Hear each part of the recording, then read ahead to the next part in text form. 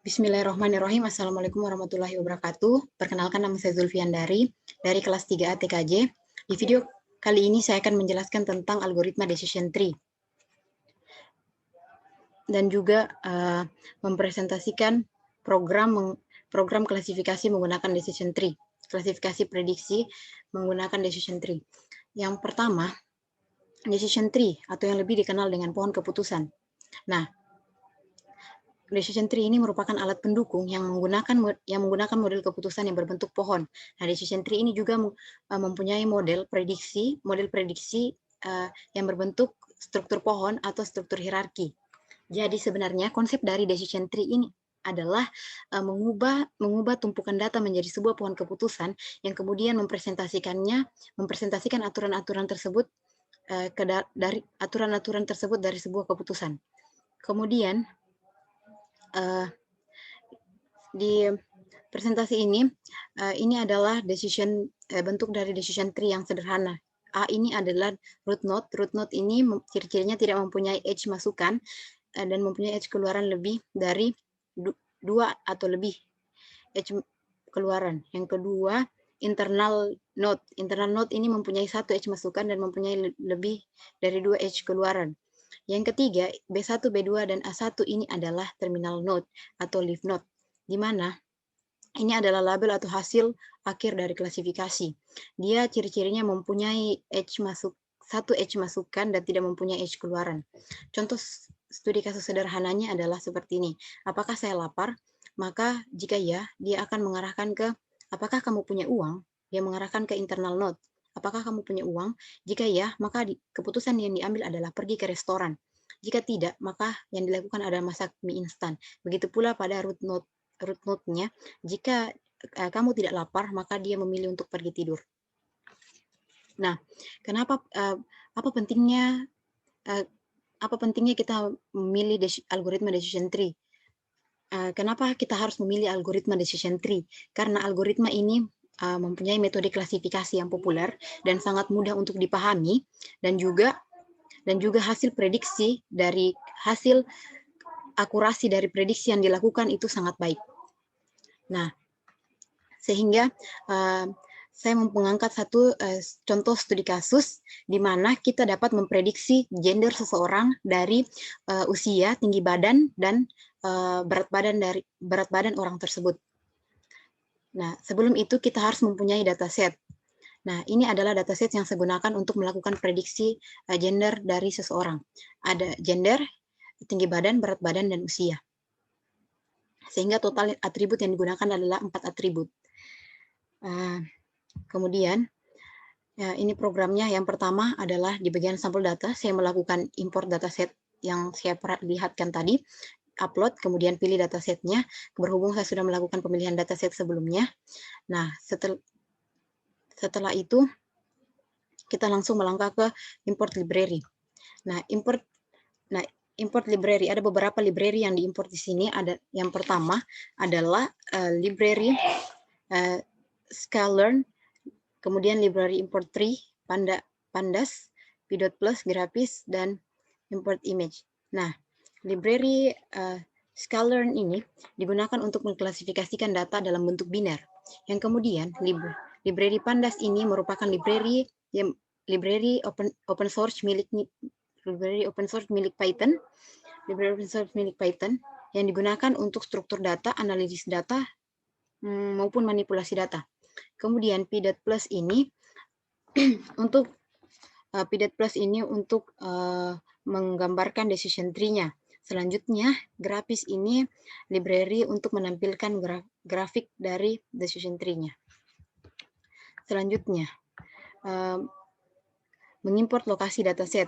Nah, di sini atributnya saya masukkan gender, height, weight, dan usia, di mana ini merupakan atribut nama kolom yang ada di dataset.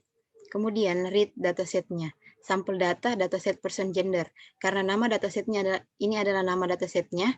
Kemudian sampel data ini tempat lokasi dataset berada. Selanjutnya, menampilkan data dalam bentuk dummy. Kenapa data harus ditampilkan dalam bentuk dummy? Karena data untuk mempermudah dalam proses pengklasifikasian, sehingga data harus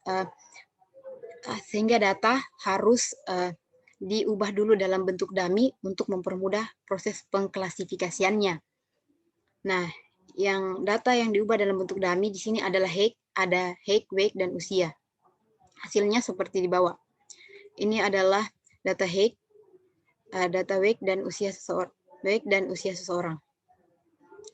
Selanjutnya, kita lakukan klasifikasi. Nah, menggunakan perintah decision tree classifier.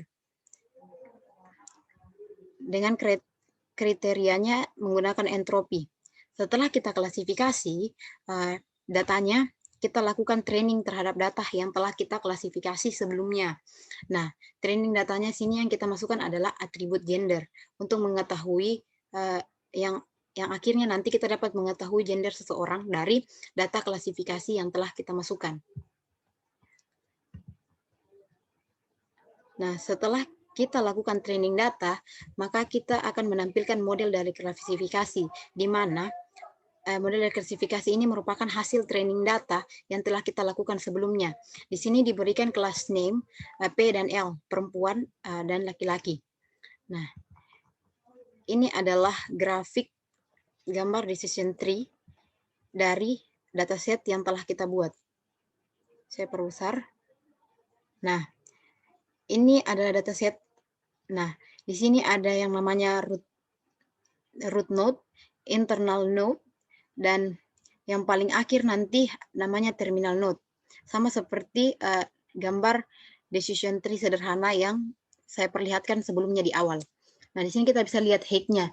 Jika tingginya lebih kecil atau sama dengan 145, jika iya, maka usianya sekitar 18 tahun. Jika salah, maka usianya sekitar 17, maka usianya sekitar 17 tahunan. Seperti itu, begitupun seterusnya. Begitupun seterusnya akan diklasifikasikan sesuai dengan data training dan sesuai dengan klasifikasi dan training data yang telah dilakukan sebelumnya. Kemudian, setelah ditampilkan, maka data tersebut, untuk mencoba data tersebut, kita lakukan yang namanya prediksi. Apakah training dan klasifikasi data yang kita lakukan tersebut berhasil atau tidak. Nah, kita lakukan prediksi pertama, kita masukkan tinggi badannya 174 cm, kemudian kita masukkan berat badannya 96 cm, kemudian kita masukkan usianya 20 tahun, lalu ketika kita run, maka programnya akan memprediksi dia perempuan. Nah, ini bisa diketahui ketika kita melihat dataset yang kita masukkan, apakah sudah sesuai atau tidak. Nah, yang dihasilkan program adalah male, dia seorang laki-laki. Ternyata dengan yang dibaca program dengan tinggi badan sekian, berat badan sekian, itu adalah seorang laki-laki. Nah, kita melakukan lagi prediksi kedua dengan memasukkan tinggi badan 149 cm dengan berat badan 61 cm, berat badan 61 kg dengan usia 34. Programnya memprediksi dia seorang perempuan. Dengan begitu, hasil akurasi prediksi yang didapatkan menggunakan algoritma decision tree ini hasilnya sangat baik. Oleh karena itu, decision tree ini sangat baik digunakan dalam klasifikasi karena hasil akurasi prediksi yang dihasilkan sangat baik dan sesuai dengan dataset yang dimasukkan. Saya kira sekian presentasi dari saya. Lebih dan kurangnya mohon dimaafkan. Billahi taufiq wal hidayah. Wassalamualaikum warahmatullahi wabarakatuh.